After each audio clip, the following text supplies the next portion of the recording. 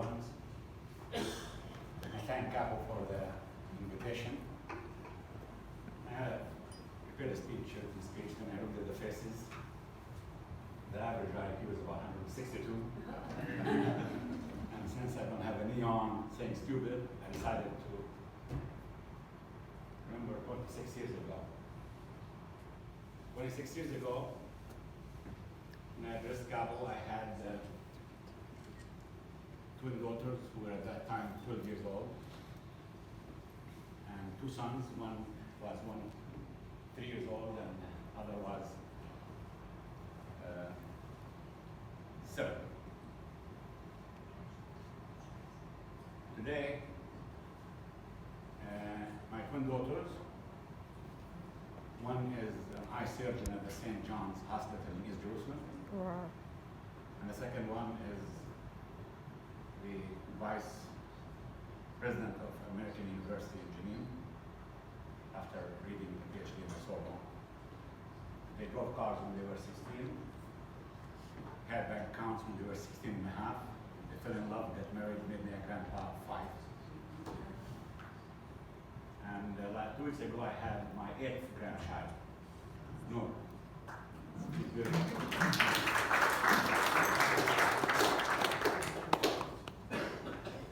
And I'm 64. I am part of the 6% of the Palestinian population in the West Bank, Gaza, and East Jerusalem. So we are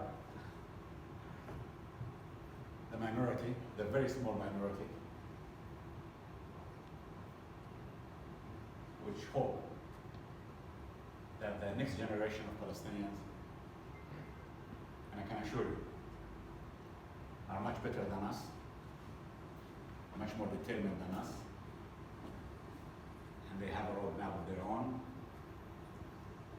and they will get to their independence and freedom, and they will live in dignity, and they will make the decisions for themselves and not allow anybody else to do it for them.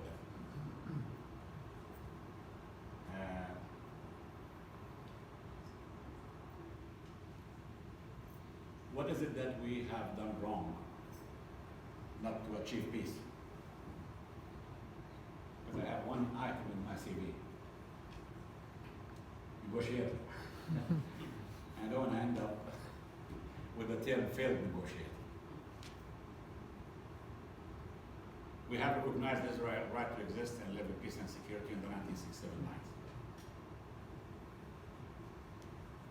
And we stand tall with a plan that was presented by my president to the Security Council on February 20th, 2018.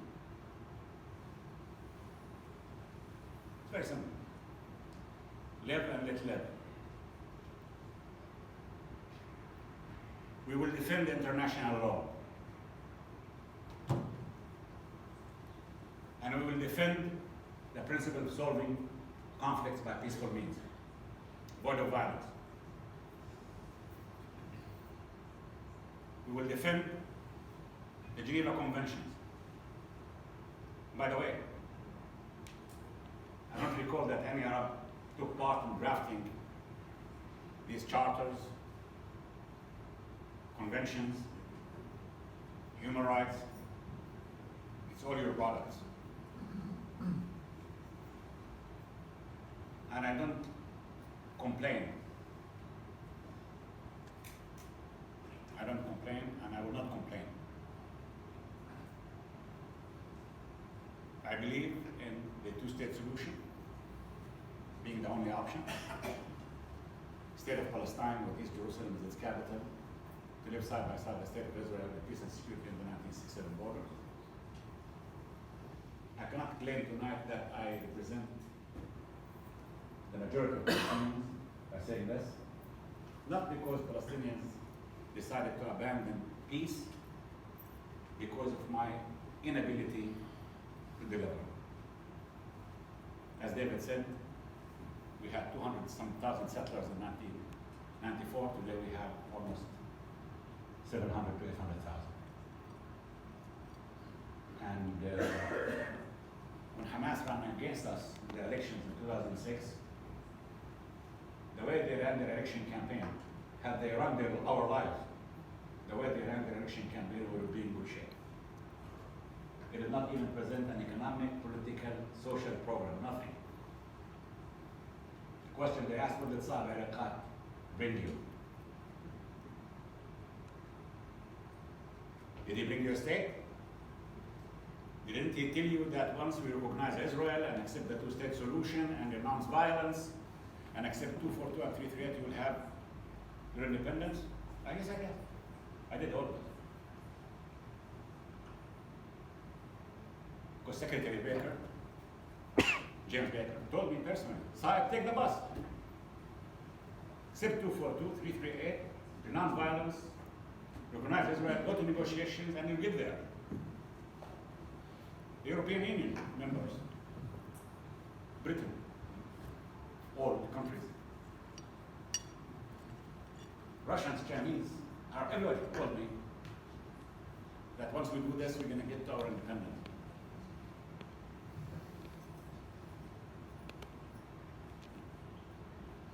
I have met with Trump, President Trump and his team 37 times in 2017. 4 of which were summits between my President Abbas and President Trump, and 33 at my level with Kushner, Greenblatt, sometimes Friedman. Now they've been in office for 28 months. Actually tomorrow we'll be in office for 28 months. 20th January. Have anyone of you heard the term occupied? Have anyone of you heard from them the term settlements are illegal? Have anyone of you heard any of them saying 2 states? Have anyone of you heard of any of them about what they're thinking? Their plan? The only thing I heard from them is that they know me better than myself, and they know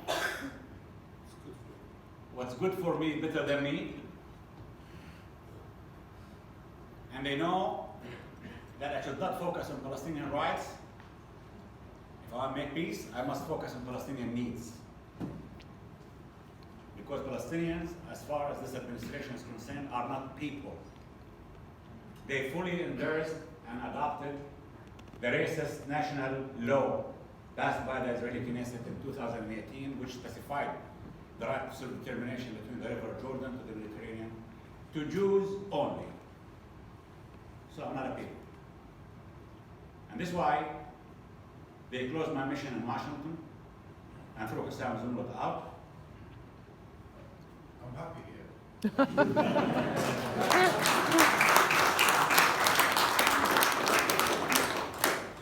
That's how important the United Kingdom is to us, Cindy Qassam Zumrud. That's everything.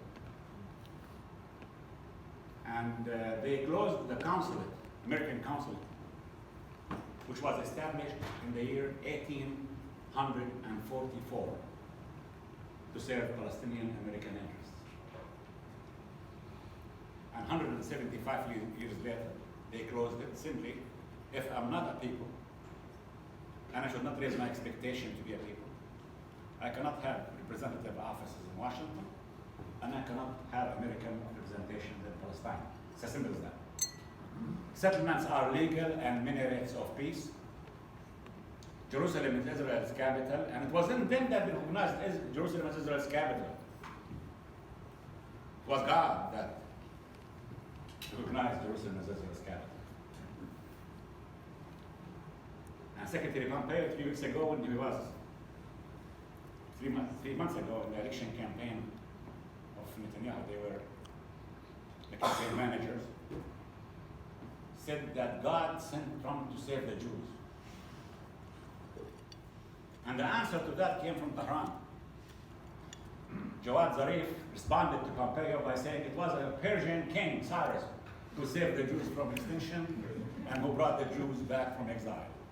And it was these people of the Negev, as Arabs, who tried to exterminate the Jews. Ladies and gentlemen, our conflict with Israel is not about religion. Judaism is one of God's great religion. And to me, as a Christian and Muslim Palestinian, my conflict with Israel is not over something written in their holy Torah. My conflict with Israel is a political one, territorial one, national one, narrative one, but not a religious one. And this group of settlers, Kushner, Greenblatt, Friedman, and Children Adelson, are doing their best to throw us and the Israelis in the endless cycle of violence, counter-violence in the name of religion. They want to turn it into a religious conflict. And they should be stopped. And we're determined to stop them.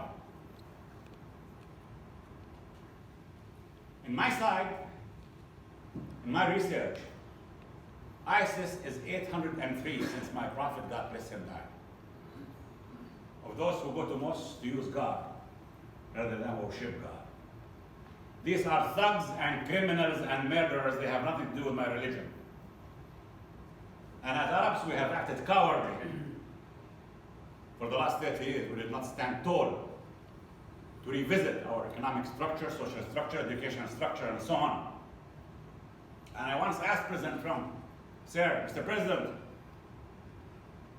did you develop the technique to kill ideas with bullets? You're a superpower.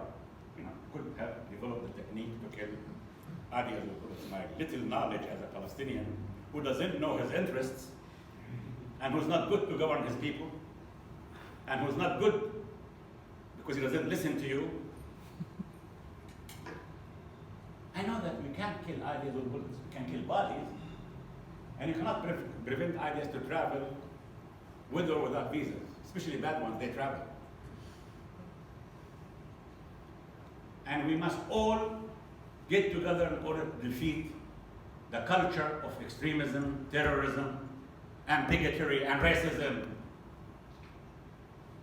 Such diseases as bigotry and racism, once they inflict underneath thy skin, we have had a tendency as humans, irrespective of our religion, color, geographic locations, to justify it. Our intellectuals, sometimes for sociological reasons, psychological reasons, sometimes sexual, sometimes economic, and now Israel is exercising a deeper apartheid system against me as a Palestinian than the one that existed in South Africa's darkest hours of apartheid. There are roads, ladies and gentlemen, I cannot use in the West Bank under the title security. I have to go with an ID card that's green. They go with blue ones. I have to drive a car with a license plate, white and green. They go with yellow. And when we stand tall to face such bigotry and racism, we have Netanyahu standing up in front of the Israelis in the election campaign and say, "You don't want to vote for me? Israel's total trade with the European Union in 2009, when I came to office, was 16 billion euros. Today, March 2019, it's 39.7 billion euros. Why wouldn't they vote for him? If you treat him with impunity, why wouldn't they vote for him? Anti-Semitism is evil, despicable. Anti-occupation is noble, honorable. And those sick minds who are trying to equate the two, to say that if you're anti-Israeli occupation, anti-Semites, are the exact ones who are throwing Palestinians and Israelis towards another 5 or 6 decades in this vicious cycle of violence and counter-violence and bloodshed.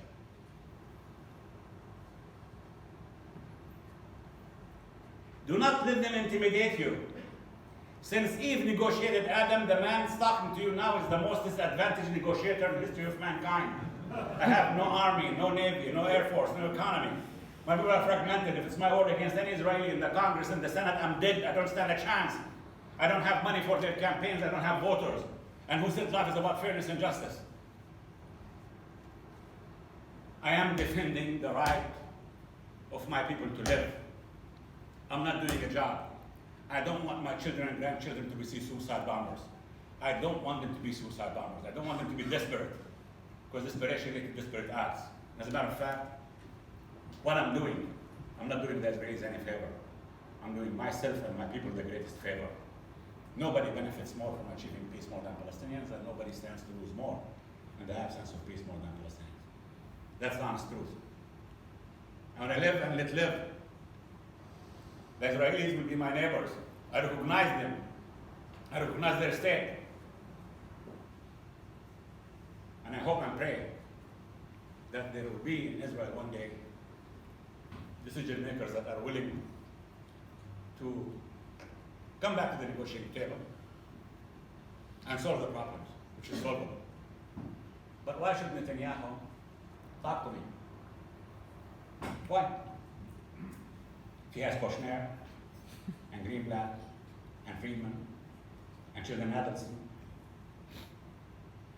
Why should he talk to me? He wants to take you to Manama. I'm sitting with my president Amman in our way to Doha, and then we hear on TV that there is a conference, a workshop, will be held in Manama, Bahrain, about us. So the president looks at me and said, "What's this?" And he expected that I should have known about it. I said to him, I should. Somebody should have called me, asked me, but they did not. They know what's better for us. Better than us. And if we accept what they want to impose, we're damn good leadership. We're geniuses. We care for our people.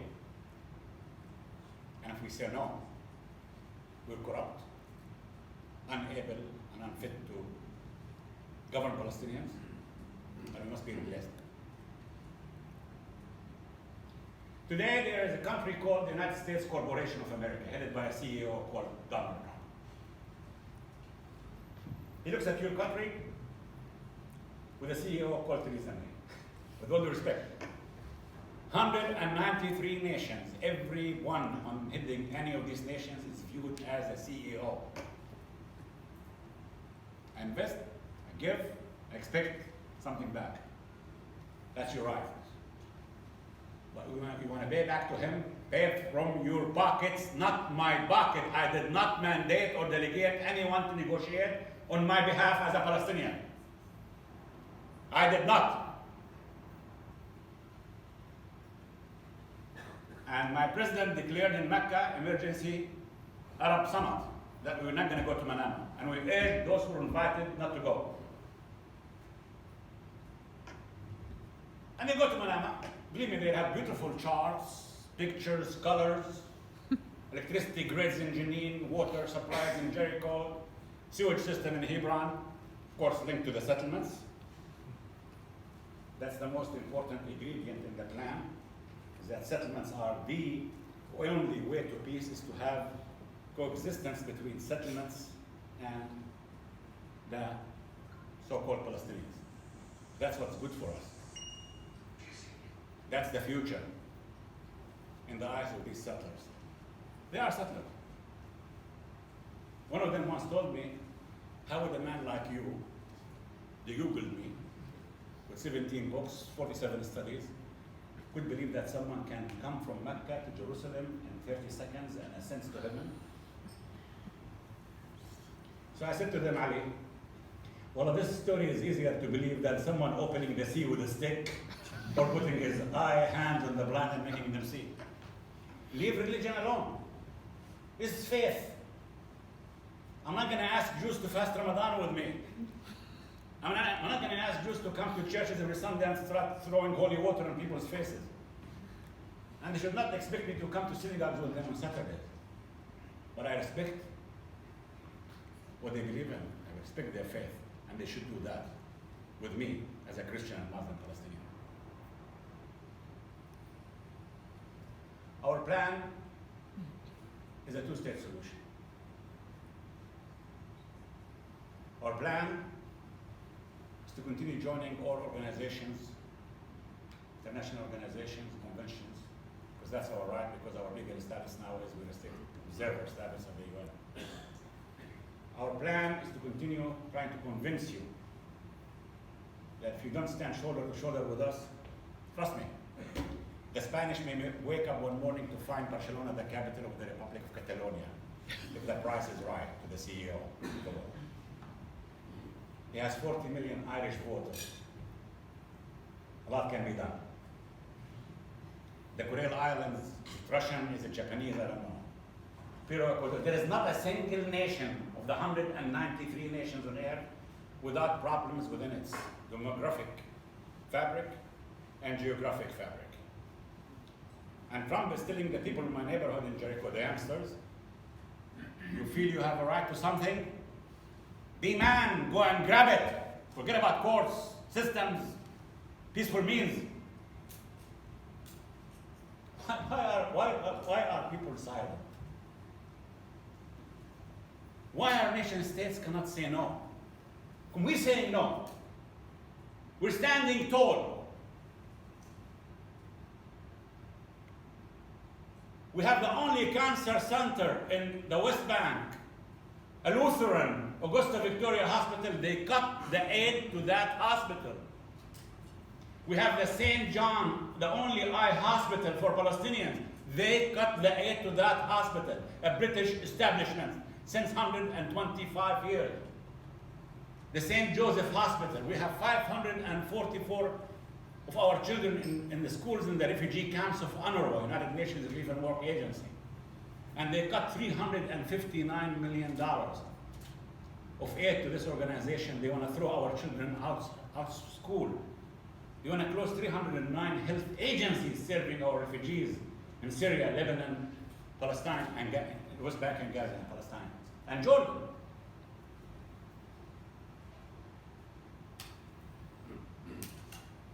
I will not sit with this American team. Call me whatever you want. I don't need them.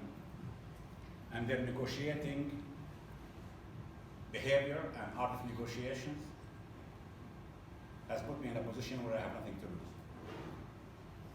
But I do talk to them. Recognizing Jerusalem as Israel's capital, settlements are legal. Closing my mission in Washington, I have 600,000 Palestinians. And they have vested interest every day. People die, and people live, and people born. People inherit, people need documents. Palestinian Americans now need to go to Mexico and go to Canada to get this done. They did not even allow us to choose an interest section in any embassy of their choice in Washington. This sense of humiliation and bullying we will not tolerate under no circumstances. I know they have the capacity to destroy Earth 450 times. I know they are the strongest economy on Earth, but you should know that my total exports to the US in 2017 stood at $5 million. And I know that the deficit in favor of China with the trade of the US is $509 billion. And I know that as individuals, nations are slaves to their interests. And I know that the Arabs have 22 countries and they have 19 conflicts between and within them. And the deeper we go into these conflicts, the more our decision makers will fly to Washington to present credentials as who can serve the CEO of Trump more than the others. I don't interfere in anybody's politics.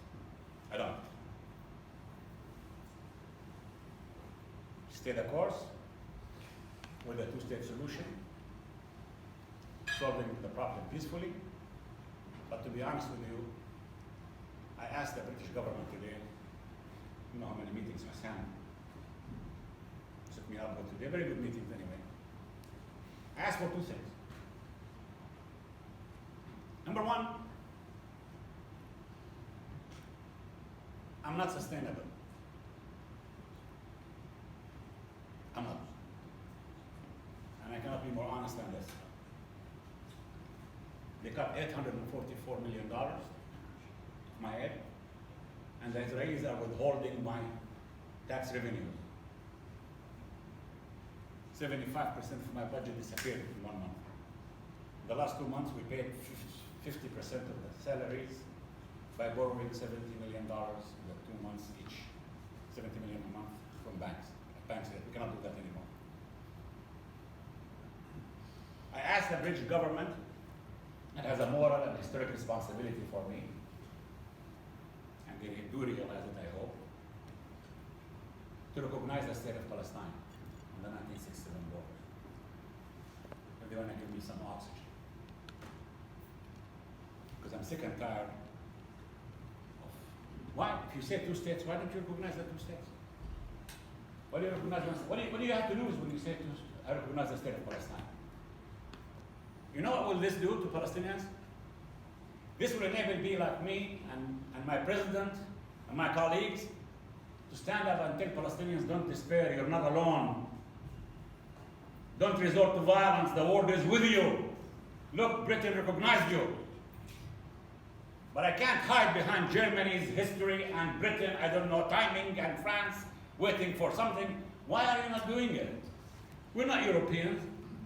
Trust me, we're never going to ask to join the European Union, we're proud Arabs. But the geopolitics between us, the changes that's happening in your constituencies and politics and so on, we're fighting your war against those extremists and thugs and criminals. 99% of those who fought ISIS were Arabs, and 99% of those who died fighting ISIS were Arabs. That's the truth. If you want to defeat terrorism, there are 2 things you need to do. Don't listen to Trump about military powers and visas and all this nonsense. Number 1, we need democracy in the Arab world, and anyone who says Arabs are not ready for democracy is a racist, period. It's time for us to revisit our economic structures, because the real threat on us as Arabs are us.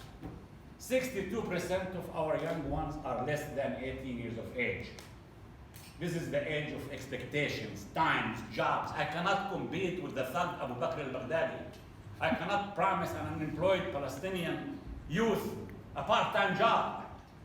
This bastard is promising Palestinian unemployed, desperate, 70 virgins and castles in heaven. They have to kill people like me and go to the skies. No one can compete with them. That's the real threat on Arabs. And the real threat on Israel is its occupation of Palestinians. Mark my words. And the real threat on Iran is Iran. And they must act responsibly.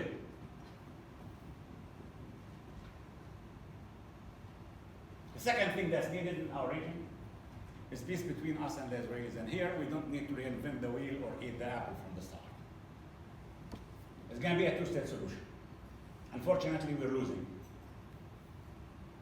Not because Palestinians abandoned 2 states, because of our inability to deliver, our inability to convince you to recognize us, our inability to convince you to stop buying settlement products. This is a war crime. This is the blood and sweat of Palestinians. It's a shame that you say we're going to label products, so you're going to tell the British consumers, this is stolen material, if you want to buy it. The UK voted against a resolution in the Human Rights Council not to release the database of companies operating in Israeli settlements. Why? Why rewarding them? These are war crimes.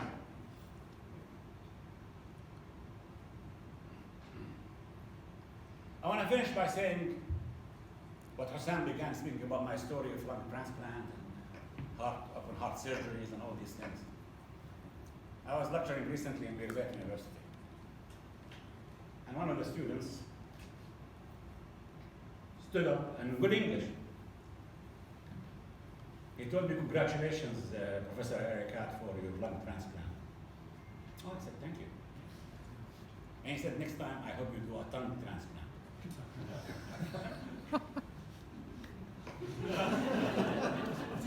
This young man will make it in Palestinian politics. So cool.